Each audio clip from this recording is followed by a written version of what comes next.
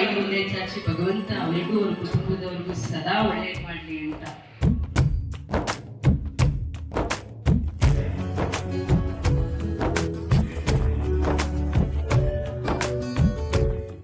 ಹಾಗೆ ಒಂದು ದಿನ ಊಟದ ವ್ಯವಸ್ಥೆ ಮಾಡಿದ್ದಾರೆ.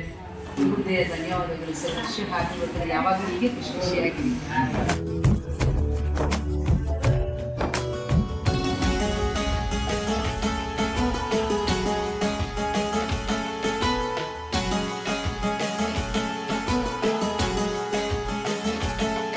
ಒಳ್ಳೆ ಕೆಲಸ ಮಾಡ್ತಾ ಇರುವಂತ ದಂಪತಿಗಳಿಗೆ ಆ ಕಡೆ ಭಗವಂತನ ಆಶೀರ್ವಾದ, ಈ ಭಗವಂತನ ರೂಪದಲ್ಲಿರುವಂತವ್ರ ಆಶೀರ್ವಾದ ಮತ್ತು ದೇವರ ಮಕ್ಕಳು ನಿಮ್ಮ ಆಶೀರ್ವಾದ ಇರ್ಬೇಕಾದ್ರೆ ನಾವೇನ್ ಹೇಳಕ್ ಸಾಧ್ಯ?